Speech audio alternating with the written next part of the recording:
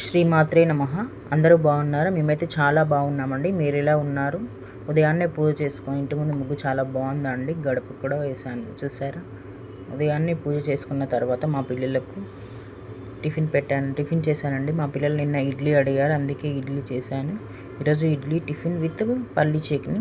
పిల్లలకు morning breakfast కడుపు నిండా పెట్టాలని నేను అనుకుంటానండి. ఎందుకంటే ఆఫ్టర్నూన్ మనం చూడం కదా వాళ్ళు ఎలా తిన్నారా లేదా, సరిగ్గా తింటున్నారా లేదా అని. అందుకని ఉదయం టిఫిన్ పాలు, ఒక డ్రై ఫ్రూట్ లడ్డు మాత్రం నేను కంపల్సరీగా పెడతానండి.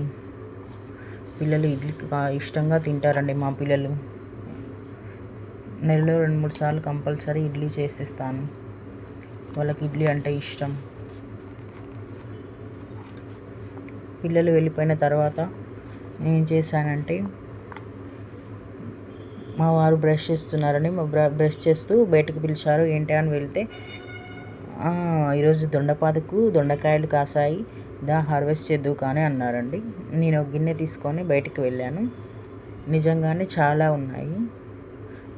ఉదయాన్నే చక్కగా గ్రీనరీ చూస్తుంటే మనసుకు చాలా ప్రశాంతంగా ఉంటుంది కదా. ఈరోజు ఇడ్లీలోకి పల్లీలు, పుట్నాలు వేసి పచ్చిమిరపకాయలతో చట్నీ చేశానండి. తాలింపు గింజలన్నీ వేసుకున్న తర్వాత 2 మిరపకాయలు, 2 రెమ్మల కరివేపాకు కూడా మా చెట్టుదే ఉందండి. మీరు అడిగితే నేను అవన్నీ చూపిస్తాను. మీరు కామెంట్లో నన్ను అడగండి. మాకున్నది చిన్న ప్లేస్ అయినా కానీ ఏ మూల వదలకుండా చెట్లు పెట్టుకోవాలనేది నా కోరిక అండి. మా పిల్లలకు కూడా చెట్లు, పూల మొక్కలు అంటే చాలా ఇష్టం అండి. బయట టిఫిన్స్, చట్నీస్ ఏమంత బాగోవండి. పైగా బోల్ డబ్బులు పోయాలి. అదే మనం ఇంట్లో బయట ఇద్దరు తెచ్చుకున్న టిఫిన్ మన ఇంట్లో అందరూ నలుగురం కలిసి తినొచ్చు, కడుపు నిండగా కూడా తినొచ్చు. మీరు కూడా ఎప్పుడు ఇంట్లోనే చేస్తూ ఉండండి.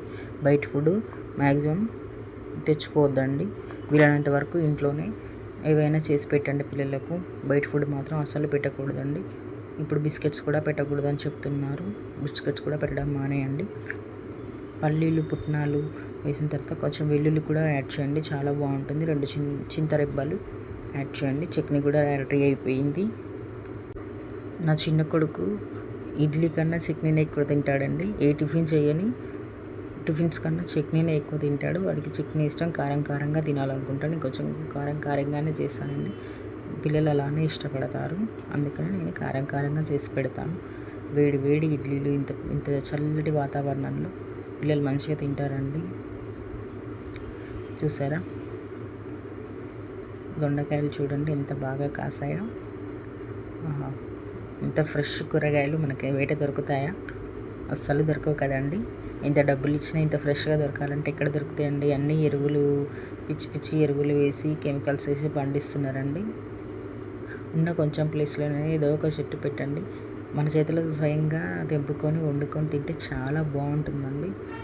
ఎంతలా ఉన్నా సరే ఫ్రెష్గా ఉంటాయండి. కొంచెం కూడా పురుగు పట్టదండి, ముదిరిపోవు, లోపల గింజ ఎక్కువ ఉండదండి. చాలా బాగుంటాయి. మీరు కూడా ఉన్న చిన్న ప్లేస్లో ఏదో ఒక చెట్టు పెట్టుకోండి. చాలా ఉదయాన్నే ఇవ్వగానే చూస్తే కూడా చాలా మనసుకు ప్రశాంతంగా అనిపిస్తుందండి గ్రీనరీ. మీరు కూడా ఇలా ట్రై చేయండి. దొండకాయలు అసలు లోపల ఉంటాయండి. ఆకులు చాటున ఉంటాయి, అసలు కనిపించవు. వెతికి మరి తెంపుకోవాలి.